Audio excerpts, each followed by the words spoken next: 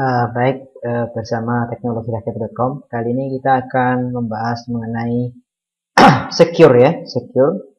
Jadi setelah kita bisa melakukan insert, update, dan delete kemarin, hari ini kita akan membuat autentifikasi. Ini berguna untuk memberitahu sistem siapa yang akan login dan siapa yang boleh mengakses suatu action atau metode tertentu. Kemudian kita akan membuat autentifikasi berdasarkan grup. Jadi bukan hanya sekedar orang user itu login kemudian melakukan sesuatu, tapi kita identifikasi dia grupnya apa.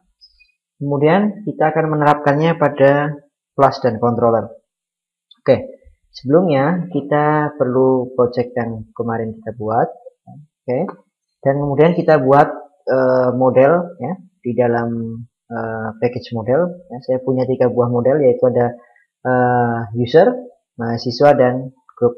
Hubungannya adalah seorang mahasiswa bisa memiliki banyak username ya, username dan password, di mana tiap-tiap username dan password itu pasti dia punya grupnya. Jadi misal seorang mahasiswa Tono, dia memiliki username tono@tono.com, passwordnya rahasia, kemudian dia grupnya adalah admin. Dan dia juga bisa menjadi grupnya menjadi mahasiswa, bisa grupnya menjadi yang lainnya. Ya, jadi model user ini nanti dia akan berisi mengenai mapping antara seorang mahasiswa dengan username dan passwordnya dan grup yang dia miliki. Nah, setelah kita buat model yang ada di dalam gambar ini, selanjutnya kita akan menambahkan modul secure ya. Modul secure ini modul yang sudah bawaan dari Play Framework ya. Cuma kita perlu menambahkan ke dalam framework yang sedang kita buat ya. Jadi kita perlu menambahkannya. Cara menambahkannya adalah kita menambahkan satu buah baris di dalam file konfigurasi dependencies.yml ya. Nah, di sini kita tambahkan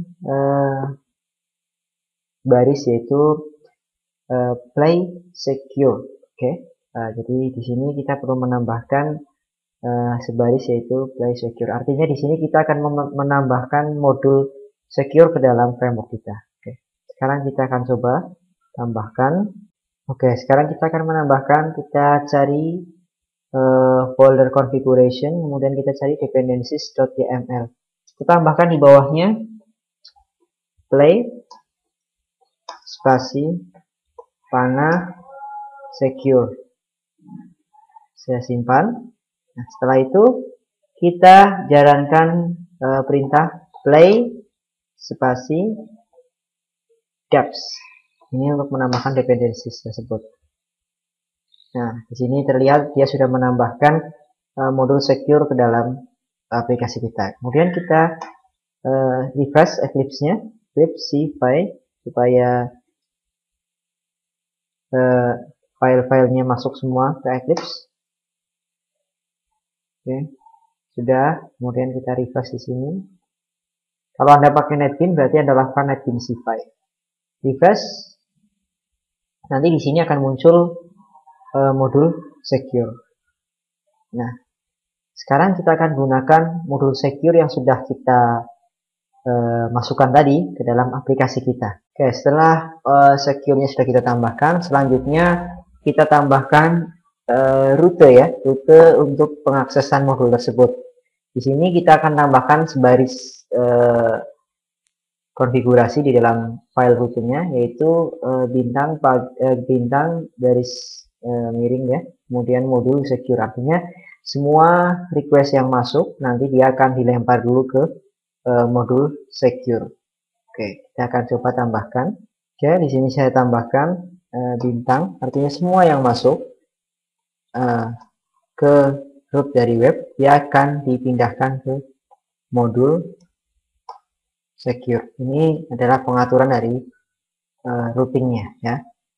Baik, setelah modulnya sudah kita siapkan, selanjutnya kita akan memproteksi controller-controller yang harus digunakan password ketika seseorang itu login. Oke, untuk itu kita perlu sebuah tag ya. Di sini tagnya yang digunakan adalah add with ya. Itu kita letakkan di atas controller yang akan kita lindungi. Oke, jadi contohnya di sini add with secure class. Di sini nanti kita tambahkan method atau controller yang akan kita lindungi dia dari pengaksesan secara langsung. Jadi untuk mengakses controller application ini dia harus melalui login dulu ya. Dia harus login dulu baru dia bisa masuk ke dalam controller application dan semua action-action yang di dalam control application dia harus login dulu. Nah, baik, sekarang kita akan coba memproteksi control application supaya dia tidak bisa diakses secara langsung tetapi dia harus login dulu. Caranya gampang, kita tinggal tambahkan add with ya di atasnya, kemudian kita masukkan di dalamnya secure.class. Artinya ketika kelas ini dipanggil atau kontrol ini dipanggil, dia akan menjalankan juga secure class ya. Artinya untuk dapat mengakses application, seseorang itu harus melewati secure class ya. Jadi dia harus login dulu baru dia bisa mengakses semua action-action yang ada di dalam class application. Saya simpan. Jika kita lihat di sini ada action index, about, tampilkan, kemudian ada baru ya. Coba akan kita jalankan, misalnya index. Ketika kita akses, munculnya adalah saya coba saja. Nah, kan tetapi ketika kita tambahkan di sini with secure class, ya, artinya dia akan melewati class security yang sudah kita siapkan tadi. Sekarang kita akan coba memanggil control tampilkan application tampilkan. Oke. Dia harus login. Kemudian kita coba lagi action lainnya yaitu application index, dia juga harus login. Kenapa muncul halaman login? Karena di atas controller application kita sudah masukkan with secure class. Akan tetapi ini belum selesai karena ketika kita masukkan username dan password apa saja, nah, dia akan menganggapnya sebagai autentifikasi yang benar. Ya, seperti itu. Karena apa? Karena kita belum mengeset bagaimana cara orang itu melakukan autentifikasi. Kita baru saja mengeset bagaimana supaya controller itu dapat diakses melalui halaman login. Untuk video selanjutnya kita akan lihat bagaimana mengeset supaya dapat terjadi pengecekan ya username dan password.